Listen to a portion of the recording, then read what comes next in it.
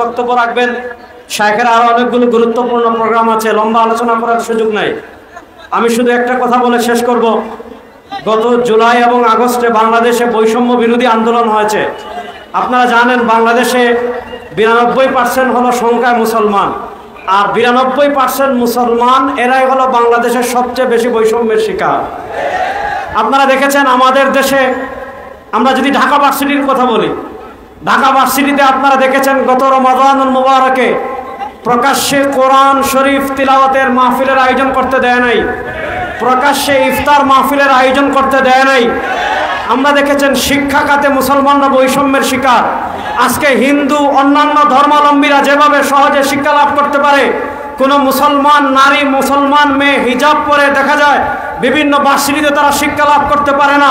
কোনো মুসলমান সন্তান দাড়ি রেখে বিভিন্ন সরকারি চাকরি করতে পারে না।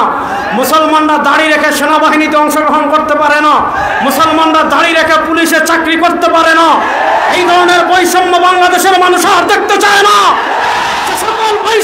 সকল রাজাকাররা বাংলাদেশে এই ধরনের বৈষম্য তৈরি করতে চাইবে, বাংলাদেশ থেকে বিতরণ করে ভারতে পাঠিয়ে দেওয়া হবে। 2 নম্বর আরেকটা কথা আমি বলে শেষ করব।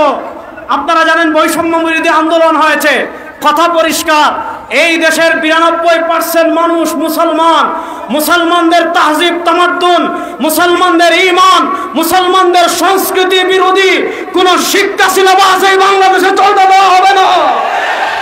পরিষ্কার ভাষায় বলতে চাই, গত চরমোনাইতে আমরা বলেছিলাম আওয়ামী ফ্যাসিস্ট সরকারের উপর কাঁধে ভর করে এই দেশে তারা সমকামিতাকে প্রতিষ্ঠা করার জন্য ট্রান্সজেন্ডার মতবাদকে তারা আমাদের দেশে নিয়ে এসেছিল।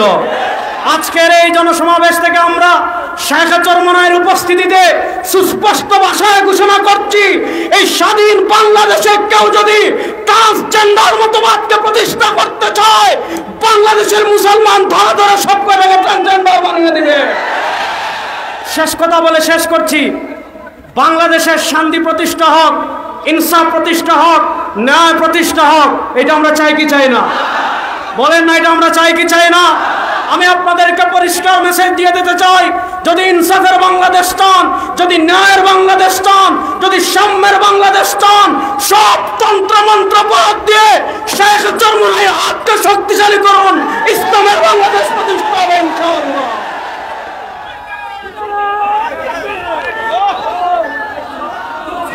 সমাবেত উপস্থিতি, আমাদের আজকের এই বিশাল গণসমাবেশে আমাদের মাঝে উপস্থিত হয়েছেন ইসলামী আন্দোলন বাংলাদেশের কেন্দ্রীয় কমিটির অন্যতম সদস্য জনাব ডক্টর মোহাম্মদ দেলোয়ার হোসেন।